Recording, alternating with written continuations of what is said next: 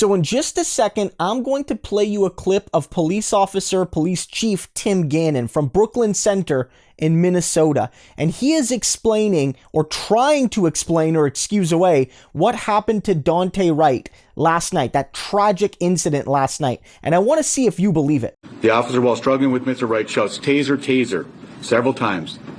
That is part of the officer's training prior to deploying a taser, which is a less lethal device. That is done to make her partners aware, as well as the subject, that a taser deployment will be imminent. During this encounter, however, the officer drew their handgun instead of their taser. For informational purposes, we train with our handguns on our dominant side and our taser on our weak side. So if you're right-handed, you carry your firearm on your right side and you carry your taser on the left. This is done purposefully and is trained. As I watch the video and listen to the officer's commands, it is my belief that the officer had the intention to deploy their taser, but instead shot Mr. Wright with a single bullet.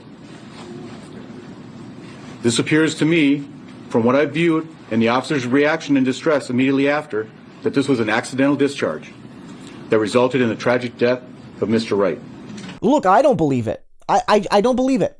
I don't believe that this was necessarily a full-blown accident. I don't believe you can simply explain it away by saying that the police officer picked the wrong thing from their belt, that they meant to reach for their taser, but instead they reached for their traditional firearm. I don't believe it.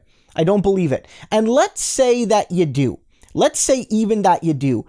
Journalists in that room were trying to ask, has this officer been fired? Have they been, removed from their position? Because the fact of the matter is, even if you give them the absolute most benefit of the doubt, this is not the sort of accident that you should be allowed to make and keep your job. And frankly, if we're talking about it, at the very least, you still unlawfully, unjustly took an innocent man's life, right? Whatever he did, he was not sentenced. This was not a case where someone needed to be taken out.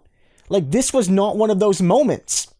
And so you can say it was an accident. You can try to excuse it away. But as of right now, a police officer by accident ended the life of a young man and a young father and a member of a community with a mother and people that loved him. And there, at least as of yet, seems to be no consequences.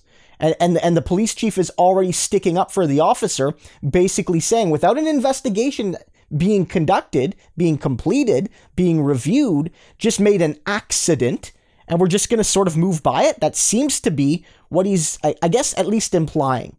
No wonder Black Americans, no wonder African Americans have to protest, and their allies have to protest, and people all over the world have to protest for basic justice. I don't buy it. Let me know in the comments if you do, but I trust most of you don't either.